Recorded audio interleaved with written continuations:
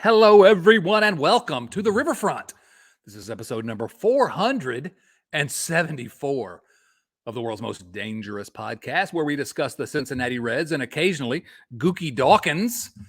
I'm your host, Chad Dotson. With me this week, the man, the myth, the legend, Nate. How are you, Nate? Chad, I am spectacular. 474 episodes. What is wrong with people?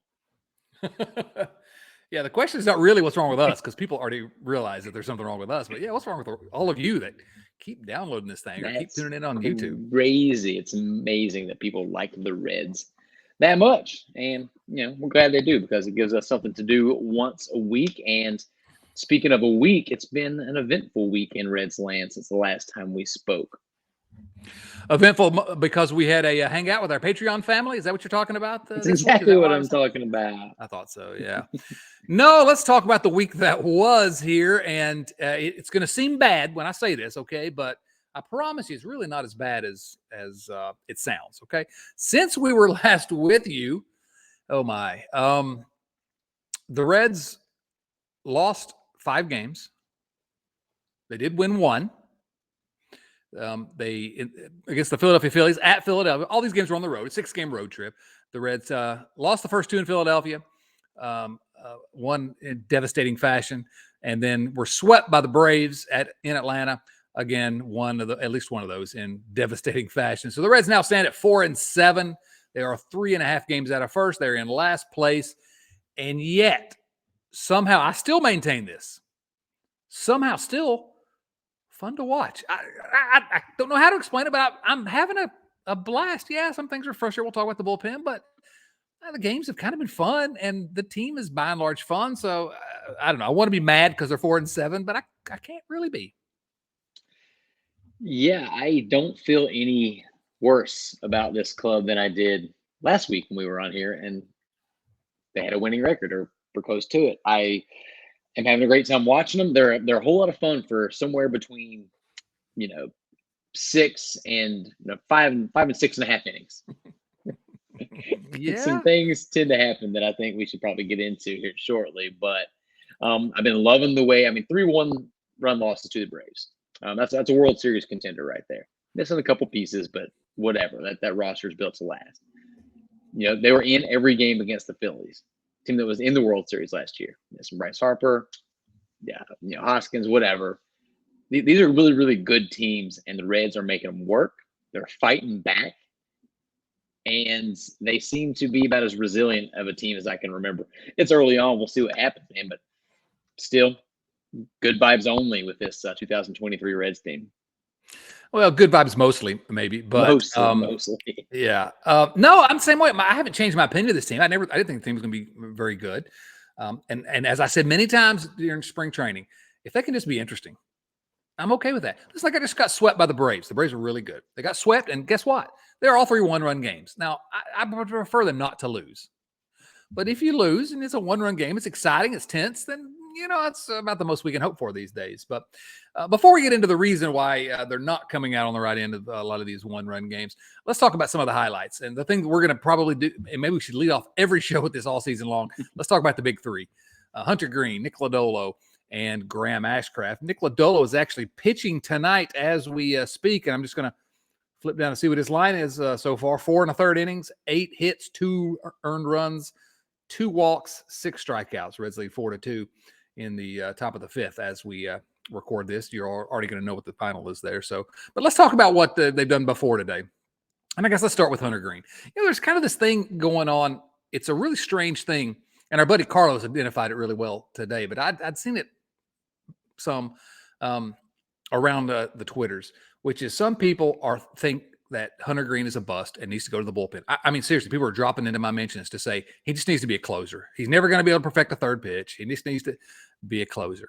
And then there are some people who, like his game yesterday was good, but they're proclaiming, oh my gosh, amazing. And the answer's somewhere in between. He's going to get to amazing if he stays healthy. Please, dear Lord, stay healthy. But I don't know what we've seen out of him so far. He's 23 years old. Can we say that? He's 23 years old. Yes, he has a 5.14 ERA, but he struck out 23. He's only walked 6. he's been basically a league average pitcher through his first 3 starts. If you can believe that, even despite that ERA, if you look at his ERA plus, it's basically right league average. And I don't know. Am I taking crazy pills, or is everyone else here? He's not the best pitcher in the league yet, but he's 23 and wanting to banish him to the bullpen already. No, that's where Graham Ashcraft's going. We don't need to send Hunter Green there. Sorry, that was unnecessary. That was argumentative. Stricken from the record. I saw someone post something yesterday on the Twitters saying exactly what you were. That there's people that are blowing them up, saying that Hunter Green needs to be demoted, needs to be sent down, something. And I don't know what's going on because I don't follow any of these people apparently. So I'm just never going to follow anybody else on Twitter because I don't want to run that risk. I don't need that kind of negativity in my life. Here's a question for you. If I would have asked you, and I probably did, going into this season, what do you want to see the most out of Hunter Green? What would you have said? I want to see him grow his hair really, really out as much as he can. What's the third thing you had said? I don't know. I want to see him progress. Just make progress. Yeah, over last year. He's a kid still.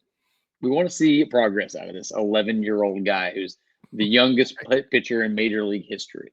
And we're seeing it right now in real time. No walks yesterday.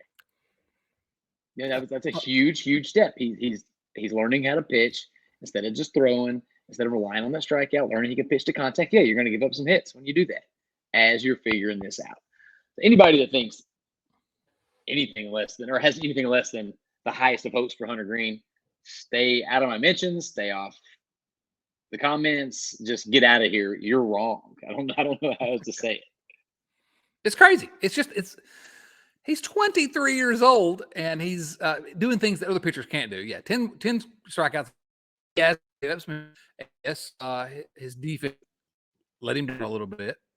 And that's been a theme. The defense has not been great for the Reds. I won't say it's the worst in the league, but it's not been great for the Reds so far this season. But again, get out of here. I have no issues whatsoever with what Hunter Green's done. 2.55 fielding independent pitching. That's really good. See, that is. And again, how much we trust these numbers with this small sample size, I don't know. But that's evidence that he's pitched way far better than his ERA. So what's the worry about? Let the kid grow up a little bit. I think the fans get a little bit fooled by the fact that Hunter Green is so poised that he does seem like he's 29 years old. I mean, he has, because he's been in the public spotlight since he was, a kid. And so maybe that's what it is. But I don't know. I'm thrilled with what we're getting from Hunter Green. No issues whatsoever. Let's go to Nick Lodolo. Nick Lodolo. Fangraphs had a piece today about Nick Lodolo that each of you need to go and read. And it basically said Nick Lodolo is Randy Johnson. Nick Lodolo is Randy Johnson. Let me say it again. I want you to take that in. Nick Lodolo is Randy Johnson. Essentially, I mean, first of all, Nick Lodolo's numbers are outstanding. He's 1-0, 1.5 ERA through 2 starts, and tonight it's going to go up a little bit because he's given up a couple runs. 21 strikeouts against 4 walks. His ERA plus, now remember, 100 ERA plus is league average. Nick Lodolo's ERA plus is 3.41. 2 starts, don't make too much of it, but still, he's been great.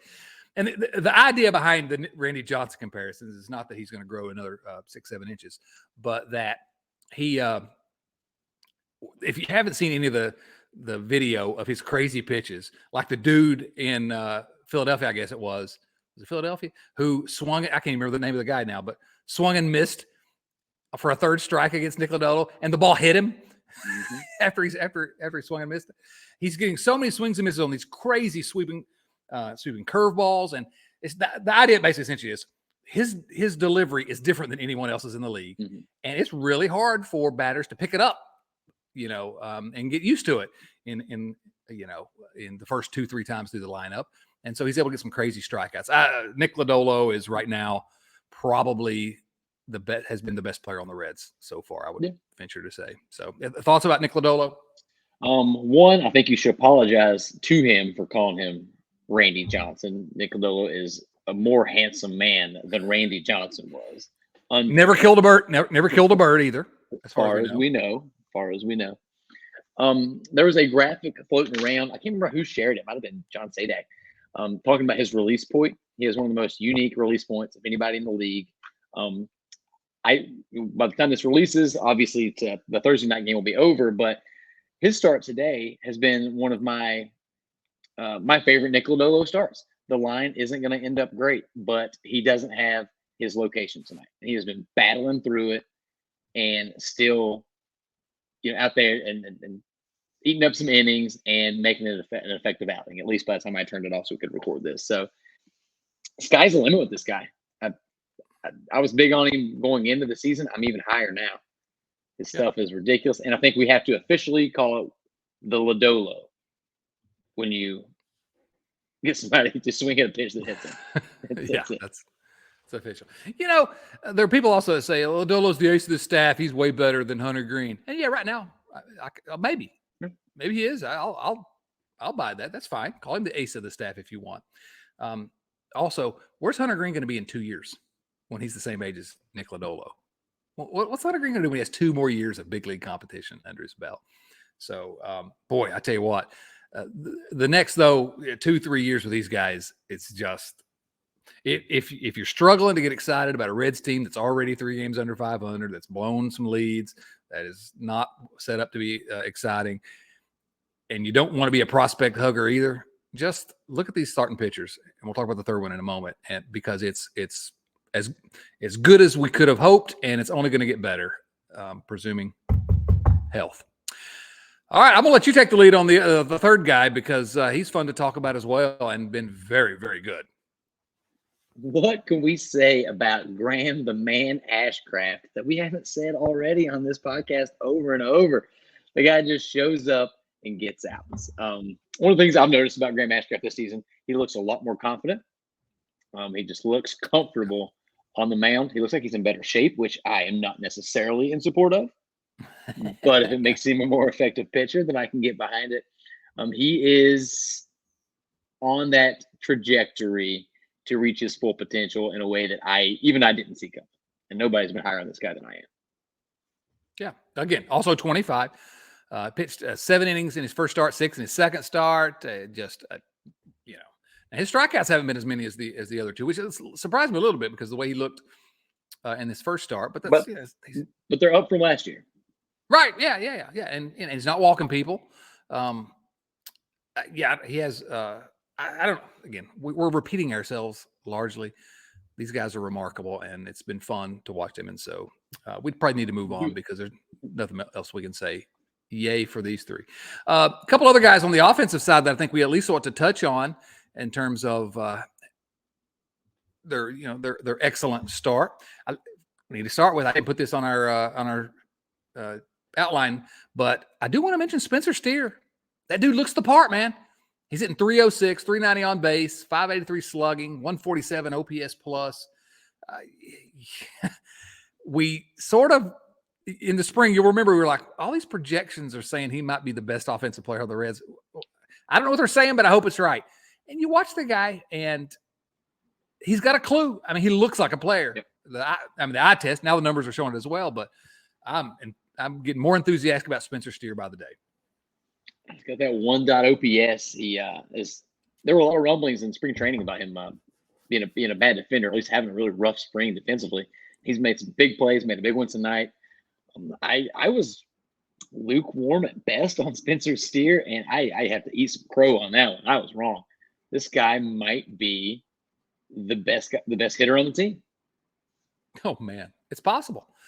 We do have to acknowledge he's also had a couple of lapses defensively, but he's made some amazing plays. And you mentioned the one tonight, the diving play.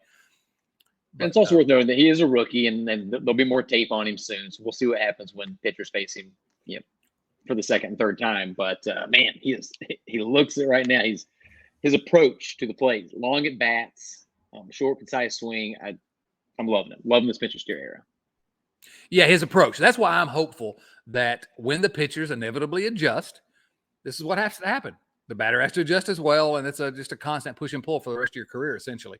And I'm hopeful that he can, because, again, I don't want to just say the eye test, but he's hit everywhere he's been. And, if he can just be a cromulent defensive third baseman, he really can be a valuable member of this team for the next few years. 25 years old. Before we talk about the guy that I really want to talk about, that I have been lukewarm on for many years, but who has changed my mind completely in just 11 games. Not quite 11 games, but before we get to him, Jonathan India, 310 average, 420 on base, 452 slugging.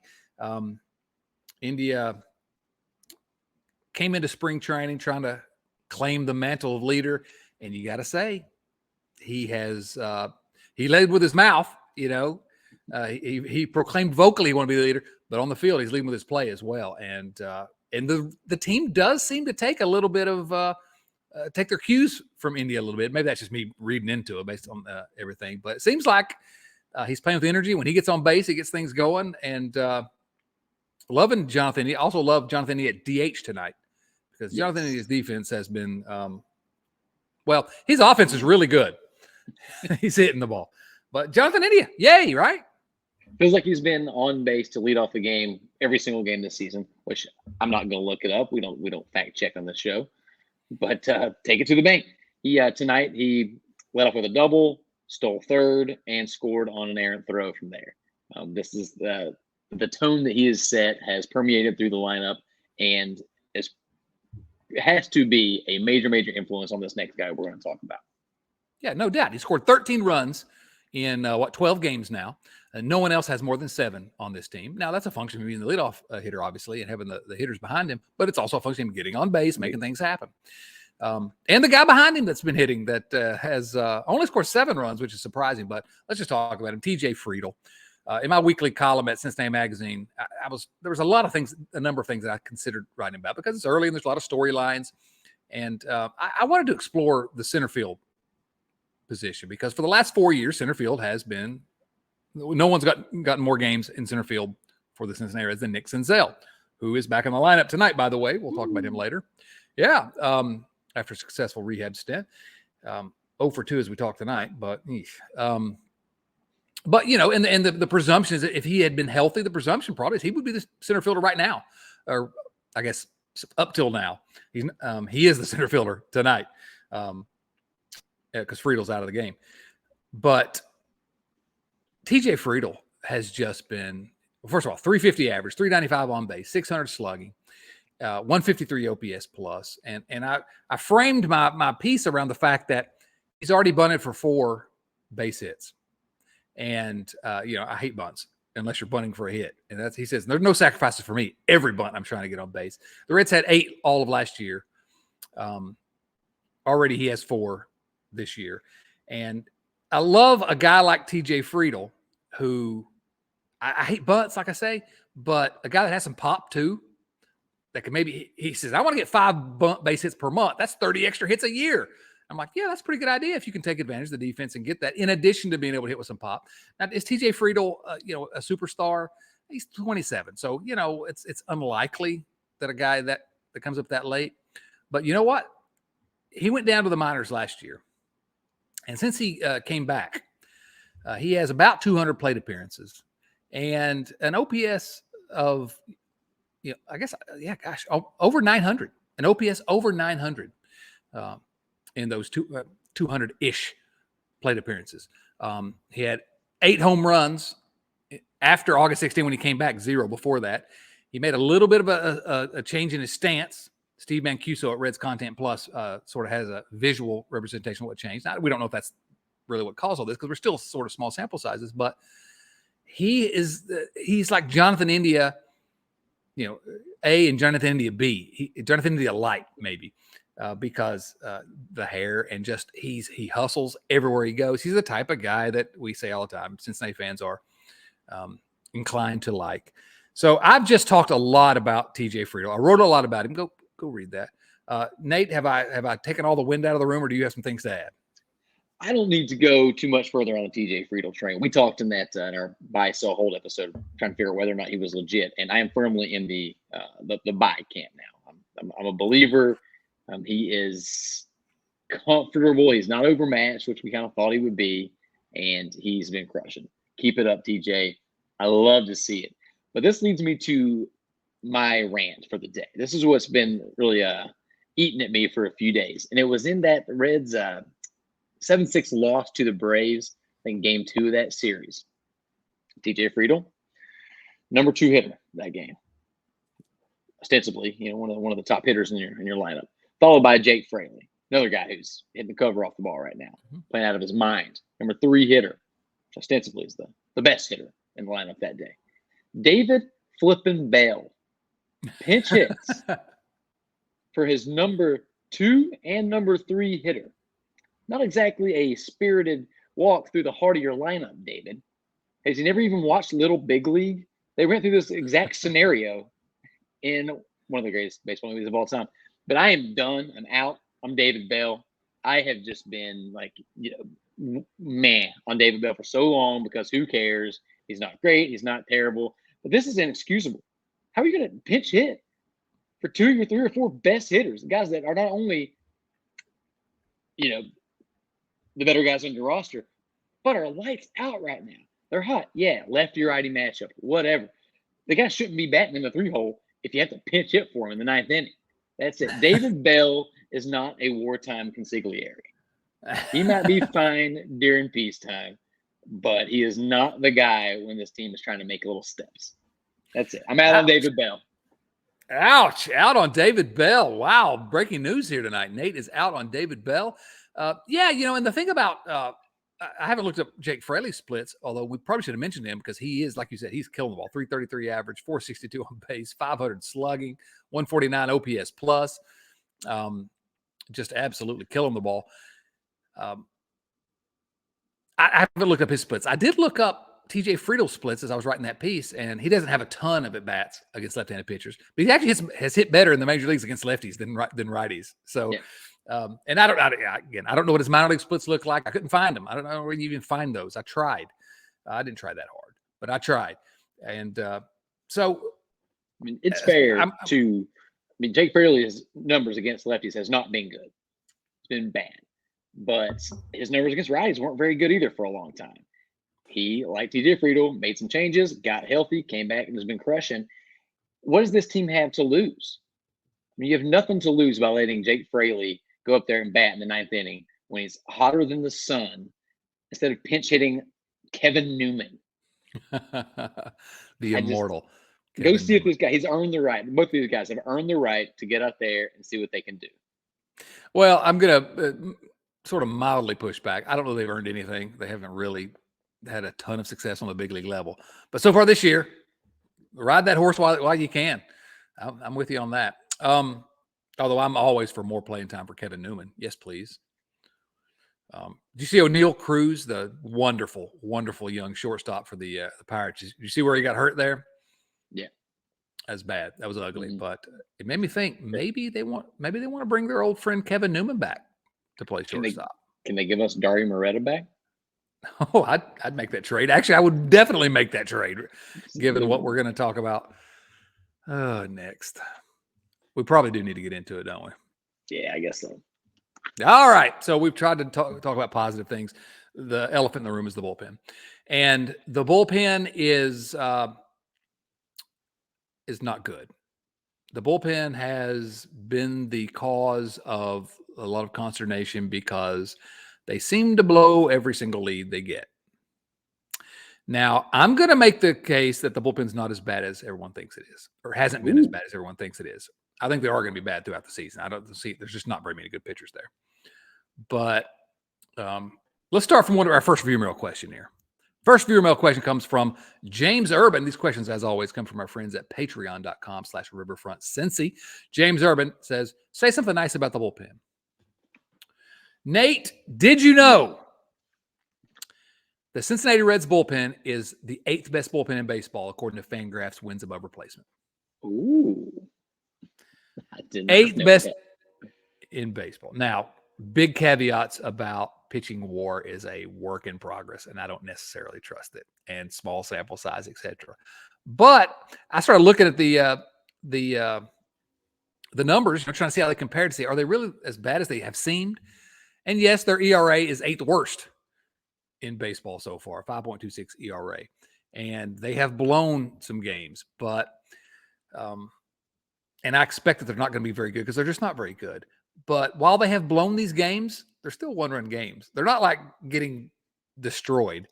Now, that doesn't help us any when we see Derek Law throw one pitch in extra innings and maybe a walk-off. But I don't know. I'm trying to put lipstick on a pig here, but this is going to be a recurring theme all year, isn't it? Yeah, if you're looking at something, they're fielding independent pitching is 4.27, which is not good, but it's not as bad as their robust, 5.26 ERA as a team. I don't know what you want out of them. You want to say something nice about the bullpen? These guys are all amongst the best in the entire world at their craft. It's true. Unfortunately, amongst their peers, they're not. Among the worst. Alexis Diaz has been great. I've liked what I've seen out of Alex Young. I think he should be the first lefty out now. I think Reaver San Martin has been and he's figured some stuff out. But it's as a fan, you get so excited when your team's playing hard and doing well, and this team has been doing that largely. And even when we had no expectations that this club was going to succeed, having all of these one-run losses, and I think of all 7 losses the team has so far, the bullpen has given up a lead in 6 of them.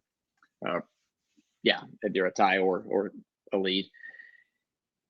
You can't blame David Bell for that, but a lot of people on mine were like, oh, all the people that were betting on the Reds to lose 100 games, now they're saying they're just a few bullpen pieces away from contending. I was like, well, yeah, but the argument isn't that, we reverse course. It's that we've always just wanted the ownership to spend a little bit of money to put the pieces together. Nick Krall apparently has done a very good job of putting the offensive pieces together.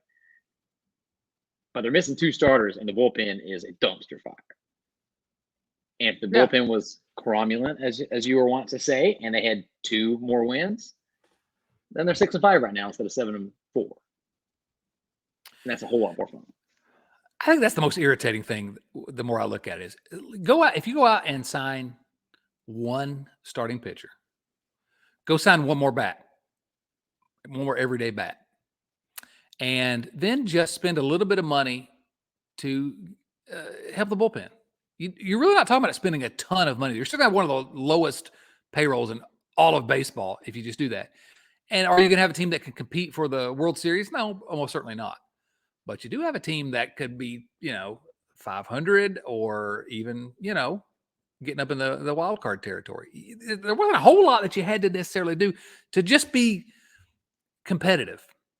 And of course, that also depends on guys like Stevenson and India coming back and being the guys that we hope they could be, and Spencer Steer developing. And, TJ Friedl's probably not going to keep hitting like this. But on the other hand, Will Myers is probably not going to keep hitting like he's been hitting, which is really, really ugly.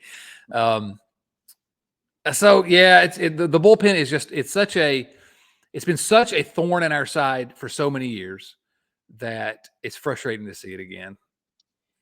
The last thing I want to say about it is that obviously I shouldn't say obviously, but I do not expect the team to. I think they're underperforming right now. I'm that high on this club because at 4-7, if you extrapolate that across 162 games, that's a 59 win pace. So I hope some of these one-run games start falling the other way because this team could somehow be fun, competitive, exciting, and all the things you want to see, and also lose 100 games. Please, God, no. I can't do that again. I can't. Yeah, and there's a question later that are going to let us get into that a little bit. By the way, Alex Young came in relief of Lodolo, pitched a scoreless inning, struck out 2 hitters. So he's good. And Tyler Stevenson, 2 hits tonight. Mm-hmm. Spencer Steer, 2 hits tonight. So far, we're just in the 6th inning.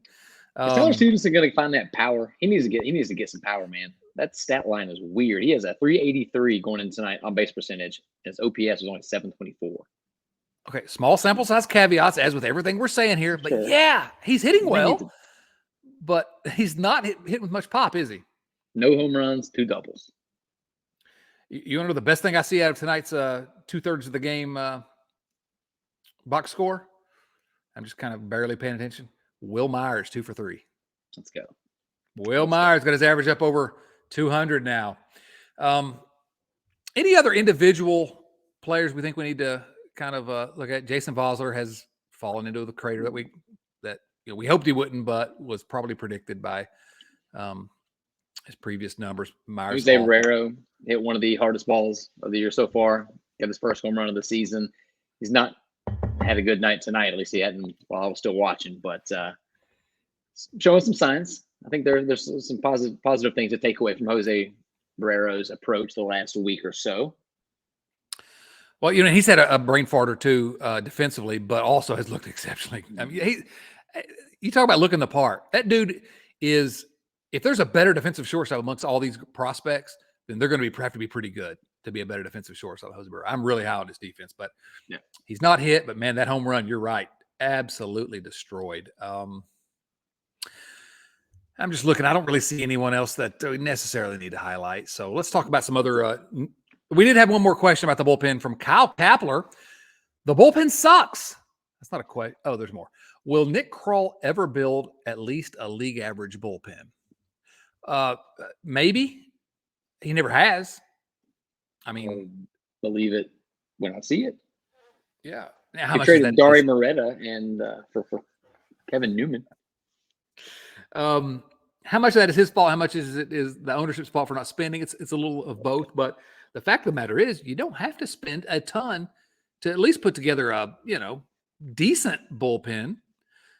You may have to spend a ton to make sure that you have an elite bullpen because relievers are just year to year. You don't really know what you're going to get, but you get a bunch of retreads like the Reds got, a bunch of guys that have been released by other organizations. You're just waiting for disaster. So, the jury's out on that. News of the week: Nick Senzel. You've heard of Nick Senzel. We just mentioned him earlier. He is 0 for 3, 1 strikeout, left 4 runners on base. He is back in the lineup tonight for his first game after a rehab assignment in AAA. While down there, he was pretty good. He played 3 different positions down there, which is interesting. And it was interesting to see him play in center field tonight for Cincinnati because he played center field.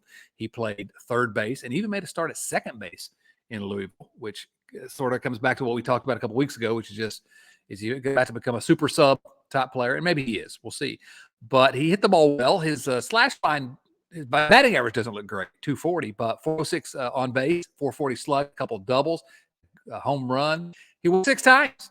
And Doug Graydon noted at Redlegs Nation that of the 17 balls he put in play while on rehab down there, 7 of them were over 90 miles per hour exit velocity. 4 were over 100 miles per hour. And 1 that had an exit velocity of 109 miles per hour. And he's only hit 2 in his career ever harder than that. So he's hitting the ball hard. He has played defensively fairly well everywhere. He's back in the big leagues and he's over 3. So, who knows? But this is tonight, Thursday, April 13, the year of our Lord 2013. No, 2023. What year is this? Good grief, Dotson. Breakout season incoming. It begins tonight. Nick Senzel finally, and this is the 6th consecutive season I predicted it, but this is the year. Nick Senzel's about to have his breakout season. Let's go. Yeah, you're probably wrong, but I hope you're right. I want you to be right. I don't know. I'm much like a couple of these guys we'll talk about in just a second. No expectations. So it's like my golf game. I'm not good enough at golf to get mad when I play poorly, but I get really excited when I hit good shots. So I'm just going to do that. I'm going to get really excited when Nick Senzel does good things. I presume Nick Senzel is ready, but also there was a reason to bring him up now, which is that the Reds sent Will Benson down. Will Benson, who I talked about a lot in the spring training and leading up to the season. Will Benson, frankly, has looked overmatched. 8 games, 21 plate appearances. He has struck out 12 times, batting average of .050, on-base percentage on the interstate, .095. Slugging 050. OPS plus negative 61. That's bad. Will Benson, he had a highlight reel catch, which was great. And gosh, he looks like a player, but he looked an awful lot like the guy from a couple years ago in the minors that had struggled to make contact, struck out too much. And how much of it is just impressing? How much of it is his first real chance to be a starter on a big league team? And he, got in his head. I don't know. But the fact of the matter is, again, we're only talking about 21 plate appearances, so it's a small sample size, but there's no way you can put lipstick on this pig. He looked really, really bad. So he'll go down to AAA and hopefully get it together. But do you want to criticize Will Benson some more? No, I think he's gotten plenty of that. Go down, figure it out, young fella. We'll see you soon. Definitely. Now, the Reds did send Lucas Sims and Luke Weaver to AAA on a rehab assignment. Hopefully, two guys that could come and shore up the bullpen and Lucas Sims and the starting rotation, presumably in Luke Weaver. Although, I see a lot of, although Weaver had a great first start in Louisville, but I see a lot of this, oh man, Connor Overton, get him out, get Luke Weaver up here. And I'm like, go look at Luke Weaver's career stats. Why do we think he's going to be an upgrade? I'm not quite sure. Now, Connor Overton and, Luis Sessa have been not good. Overton's ERA 10.13, Sessa's 7. So maybe Luke Weaver will be better than those, but I'm just not all that enthused about what we're going to get from Luke Weaver. Trying to pull his stats here. If you're looking for a reason to be happy about Luke Weaver joining the rotation, it is that I don't think Connor Overton is the one that gets bumped out. I think it's Luis Sessa, and I think that makes the bullpen a little bit better. Yeah, Sessa looked good in a couple of innings the other night. I'm like, wow, I wish there was some role we could find for Sessa where he pitches 2 innings in a game. I'm not sure what that role might be, but yeah, get him in the bullpen because they need help. And I would usually never say, because a starter is more valuable than a reliever in general, but this bullpen needs help. This bullpen needs help, and it's not like he's lights out as a starter. Weaver's first started in AAA, 4 hitless innings. He did walk a couple, but he struck out 4. Looked really good. Lucas Sims has pitched in 2 games. He has an ERA of, let's see, where is he? I'm looking at him. ERA of 0. 2 games, pitched 2 innings. Yeah, so he's not allowed to run. And only allowed 1 hit in those 2 innings. So, again, everybody keeps saying, to get back to the bullpen for just one moment, it's a point I meant to make earlier. I keep getting this, well, if everybody were healthy, then Nick Krall's bullpen would be pretty good because you have Sims and Antone and Santillan. And so it could have been at least an average bullpen. And my response is, well, first of all, if your strategy is to hope that everybody stays healthy so that you have a decent bullpen, okay, well, then you've screwed up because that's never happened, and you have to have depth so that you can plan on that happening. And the other is that, yes, Antone and Sims have looked pretty good, and Santillan in times in their career. They've never been able to stay healthy. And they've never really pitched for an extended period of time and been good, so you don't really know what you're going to get. I'm hopeful. And some news about Antone. And let's go ahead. The news about TJ Antone. He announced on Twitter this week he's going to begin throwing next week, so maybe back sooner rather than later. I don't know. I still wouldn't expect him back before the second half until we know more, but he is going to begin throwing. I don't know. I would take Weaver and Sims on this staff right now, but temper your expectations, I think. Yeah, they. I'm really, really excited for them to join the club whenever it happens. But like Nick Senzel, you can't count on it. You can't count on these guys to be good. They have shown flashes, sure, but in what universe are these the shut down relievers that are going to anchor this bullpen for the next few years? I don't see it. I hope it, but I don't see it. Yeah. Staying with the topic of rehabbing big leaguers that are rehabbing in the minors right now. Joey Votto, obviously everyone's favorite player. Well, everyone here at the Riverfront's favorite player. Joey Votto, we had a fun couple of games there from Jason Vosler, but Vosler's numbers have tanked. 167 batting average, 189 on base, 528 slugging. So that's something, just to have those 3 home runs. But he's, Jason Vosler's not your answer at age 29, as much as we wanted that to be the case. Joey Votto, I was hopeful would be back by now. And he's playing consistently in AAA. He's played 9 games, and he does not look good. He just does not look good. And if you watched him any, the swing just doesn't look right yet. And I don't think we'll see him until the swing is right, until he feels right. So he may not be back soon. I don't think he's going to rush himself, as we've talked about many times here on the show. But 152 average, 275 on base, 273 slugging. He does have that one home run that was in his first at bat of the year, I believe. I think so. But only one other extra base hit, which was a double. He's just not looking. He's not looking like the revitalized Joey Votto we'd hope to see yet. Now he's coming off surgery. He's played 9 games, and didn't play most of spring training. So I'm not ready to cast off Joey Votto because I'm never going to cast him off again. Never going to doubt him. But I don't know that we're going to see him very soon. You have any thoughts about Joey Votto? I want to throw the caveat that I've heard a lot that Joey Votto treats these rehab assignments like a lot of players will spring training. And essentially this is just extended spring training for him. But he's not just out there trying to get base hits. He's working on specific things. And I've heard him talk about how he likes on these assignments to let the ball get really, really deep. So he can literally see how well he's seeing it before he even tries to swing. So don't take the slash line with a grain of salt. But you're right, it hasn't looked great. But I would like to know what are his splits for April and May. Let the weather get warm, and then Joey Votto's going to come with it. And then he's going to hit 30 bombs in the second half, and then we're going to sign him to a lifetime deal. Bring it on, man. Yeah. I'm here for that. I'm also here for the fact that Jose Barrero just doubled in a run. Let's go. Come on, Jose Barrero. I'm rooting for that kid. I don't know why. Everybody gave up on him. People were mean to him last season. So, I feel like he got cyberbullied or something, and I just want to have his back. I want Jose to know that we're here for him at the riverfront. I like watching the kid defensively mostly, but he looks the part, and he looks like I don't know him. I've never met him. I've never talked to him, but has met him, I guess. Well, I guess that's not true. I have, but he just, I don't know. He looks like a guy I want to root for some reason. So go Jose Barrero. All right. What else did we, there was one. Oh, yes. 2 more things I want to talk about before we get to our viewer mail, Nate. The first of these is that there was a new poll. It's not a poll. Never mind. I don't know why I said that.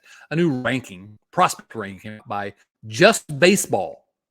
Just Baseball. Not only baseball, not simply baseball. It's Just Baseball. Little anecdote for Just Baseball, if you're wondering how reliable they are the reason that I found out about Graham Ashcraft. They were on him early. Well, they came out with their latest top 100 prospect list, and number 1 with a bullet, Elly De La Cruz, the number 1 prospect in all of baseball. And Elly De La Cruz hasn't made a single out yet this season, so he clearly deserves it. I don't know how you watch that guy, and I've watched more minor league at bats than probably ever in my life, just because we have Elly. I want to compare him to some of these other guys. I want to compare him to the guys from last year, the Adley Rutschmans and these Gunnar Hendersons and types, Corbin Carroll. I don't understand how you watch all these guys and then you watch Elly De La Cruz and he's not number 1. Like he might not have the polish of some of these guys, but the raw tools are not even close. So glad to see him get some recognition. I don't remember him being on many non-Reds, community owned and operated sites, number 1 in the rankings. So love it for Elly. Now let's just get him out in the field. Let's get doing some of that magic with my boy CES down in the AAA and have some fun. Yeah, and the talk is that he should be back on the field here in the next week. Yeah, you know what I like about Elly De La Cruz? Well, there's nothing to not like about him, but gosh, he's the type of player that I love to watch play just because he has fun. He acts like he wants to have fun every second out there. He's running all over the place. He wants to take that extra base. He wants to get up and, swagger a little bit. I can't wait to see him in Cincinnati. He's a guy that I think Reds fans are going to fall in love with. Oh, yeah. The picture associated with that article from Just Baseball, him with the sunglasses on, just chilling. I love this guy. It's great. Yeah, he's but I think destined to become my favorite player. I think you're missing Oh no, there's one more piece here. Let's see if you hit on it. What else you got for news? One more piece. Yes, I wanted to talk about more minor league news. The Chattanooga Lookouts. Did you see what happened with the Chattanooga Lookouts? Unbelievable. They got no hit, Nate. The Rocket City Trash Pandas, great name, by the way. The Rocket City Trash Pandas, AA Angels affiliate, no hit the Chattanooga Lookouts. That is awful. That's embarrassing. How can a Reds minor league team get no hit, Nate? I don't know why I put this on here for us to talk about because I'm upset about it. Do you have any thoughts about this disastrous performance? You know, the fighting, scrappy Reds, it's an organizational thing because those Lookouts came back and won. And here's the thing. I mean, it wasn't a 1-0 win after getting no hit. That happens sometimes, or 2-1 or something like that. They won 7-5. It was just insane. I remember seeing that. I was like, what's going on? Never seen anything like it. Yeah. So Rocket City's up 3-0 in the 7th inning. By the way, Trash Pandas again. Solid. Elite. Is that better than the Flying Squirrels of Richmond, Virginia? Slightly. Yeah, it is a little bit better. So 7th inning, the Trash Pandas remove their starting pitcher after 6 no-hit innings, and they bring in their 3rd round pick out of the University of Tennessee to close out the game, hopefully. So he walks the first 2 batters, then gets a pop-up. 3rd walk, loads the bases, struck out the next batter on 3 pitches. So we got bases loaded with 2 outs, walked in a run on 4 pitches. 4 pitches later, deep fly ball to center, just short of the warning track, but error on the center fielder, 3-run error. Chattanooga takes the lead 4-3. Still no hits, all walks and errors. So another pitcher comes in, and new pitcher, guy named Eric Torres, hit the first 3 batters he saw. Plunked all 3, ringing in another run. Alan Serta somehow avoided being hit by a pitch, as Doug Gray tells us at Redleg Nation, but he walked to bring another RBI. Wild pitch, hit by pitch, and that was basically anyway. 7-3, 5 walks, 4 hit batters, a wild pitch and error, 7 runs on no hits. Unbelievable. That's just I can't say it was fun to watch, but it was surreal. And it's another example of baseball been played for 150 years, and we still are seeing things that nobody ever has seen before. It's amazing. Yeah, that's why it's the best game. But I gotta say, I think you actually left off the most impactful news of the week. Did I? You did. Ian Happ signs a 3-year extension with the Chicago Cubs, so he can terrorize Reds and Reds fans in the NL Central for years to come. Yeah, it's like some of you of a certain vintage, if you've been a Reds fan for a while, you'll remember that guy named Bill Hall for the Milwaukee Brewers, who was an okay player, but would destroy the Reds. And I always thought, you know what they should do, even after he was not a legit big leaguer anymore, they should sign him to a contract where he only played against the Reds. He's just going to be on the roster for 12 games or 15 games or whatever, and just play against the Reds. Man, Ian Happ, I would have given anything for that guy to go to the American League. Get out of the National League Central. Because he destroys the Reds. Ian Happ. Nate, do you have any fun facts about Ian Happ besides the fact that he, messes with the Reds every single time they play? No, I don't have any fun facts. Was I supposed to? I was unprepared for this question. Well, it was a trivia time that you already know this, but you weren't prepared because I didn't prepare you. But it just irritates me that he does this to the Reds, given the fact that he played for this University of Cincinnati Bearcats. Yeah. I mean, get out of here, Ian Happ. Why would you do that to us? What did we do to you when you were here? You know what I think it is? I think he really doesn't like Joe Farsing, our resident University of Cincinnati. I've heard that. I've heard that about him. Yeah. Then again, I've yet to meet anyone that does like Joe Farsing. So, just a quick check of the box score again. The Reds are up 6-2 after 7. Will Myers, a couple of ribeye steaks tonight, 2 for 4 with 2 RBIs. Oh man, Nick Senzel 0 for 4 with 2 strikeout. Listen, you see me just get deflated. The good stuff. We like the good stuff. Yeah. Well, anyway, Spencer Steer 2 for 3 with a walk, a run scored, and an RBI.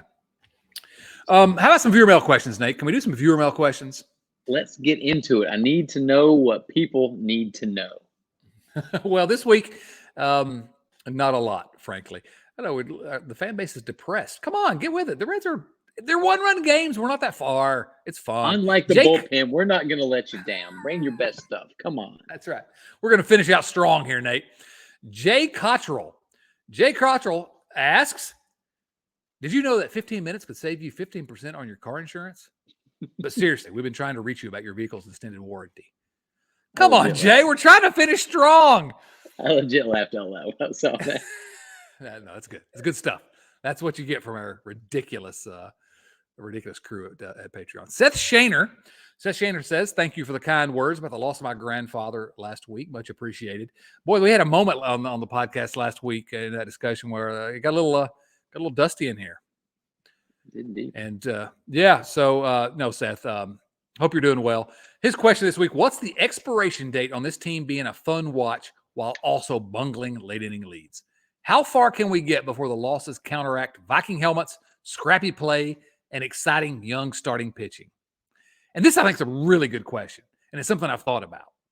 The Viking stuff, does that work when you're 20 games out of first place at the end of August? Are they still going to be doing that stuff? I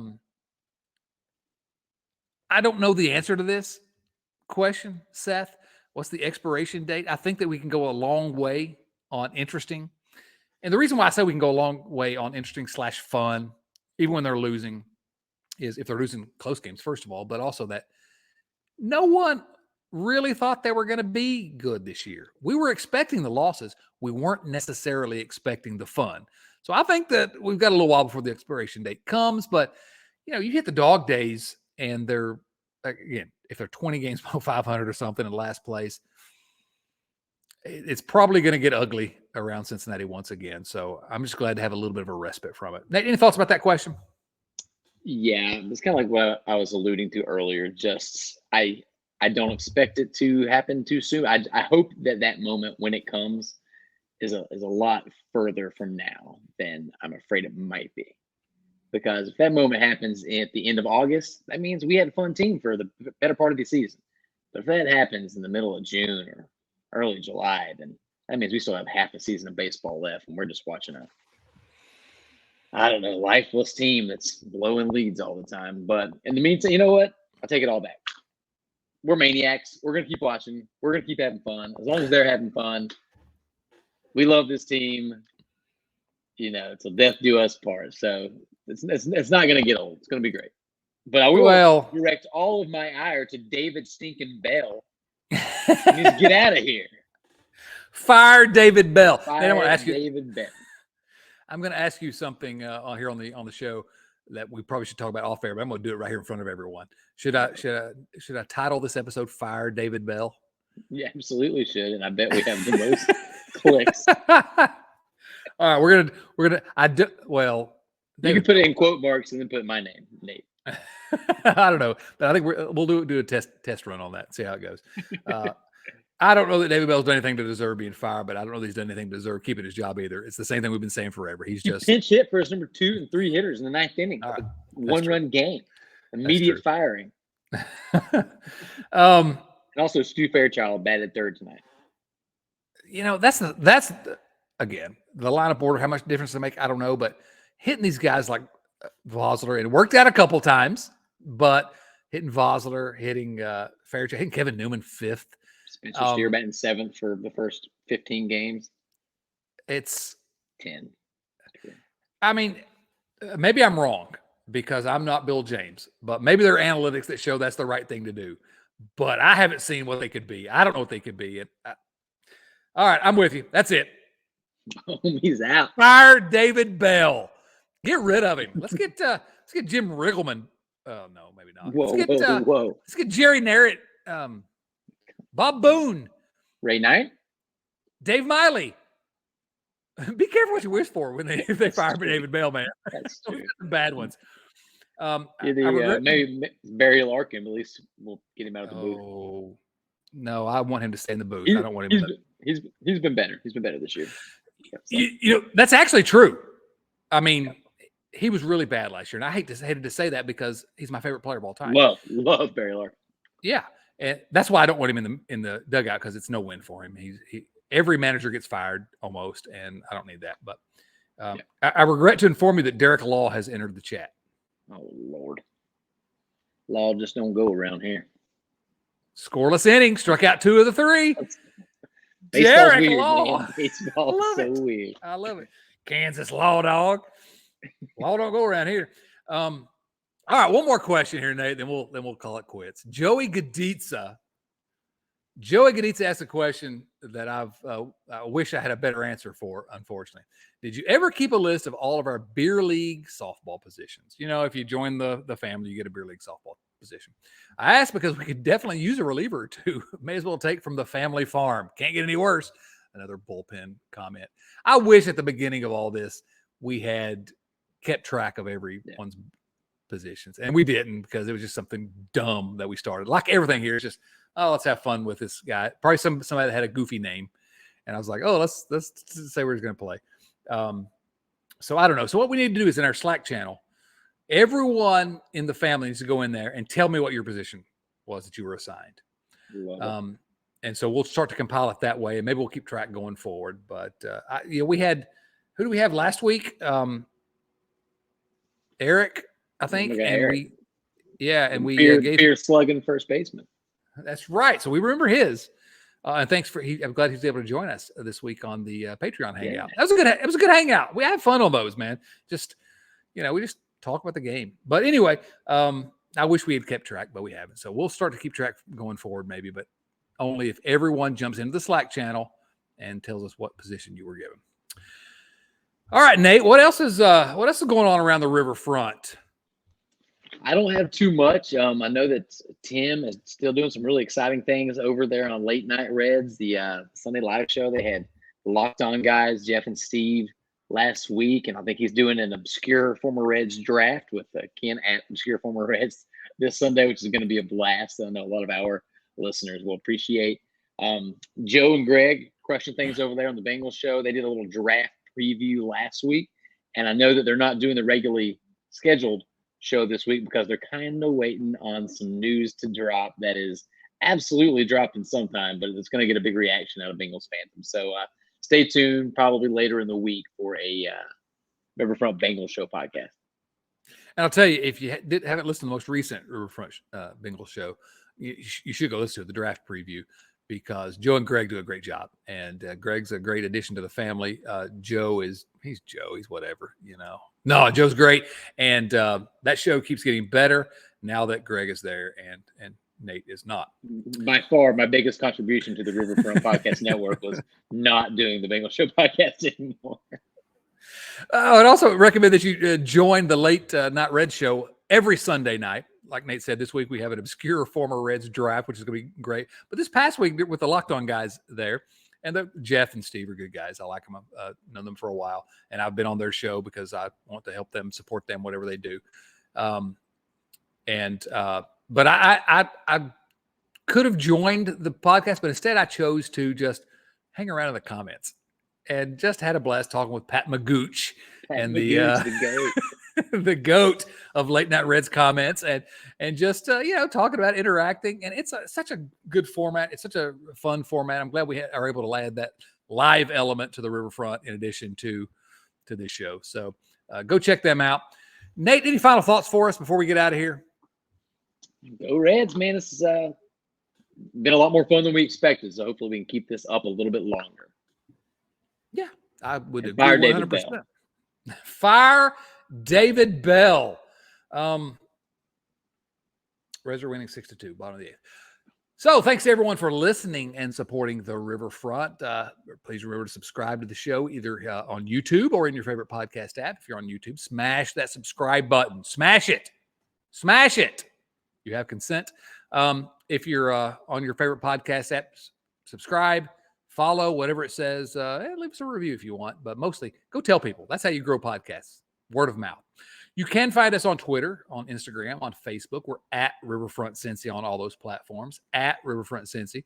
And if you're following us on Twitter and Facebook, you will be able to get the live show as well as you can at youtube.com/riverfrontcincy. It live streams to all those outlets. And then once again, finally, huge thank you to our supporters at patreon.com/riverfrontcincy. All right. Shout out to Adam Dunn.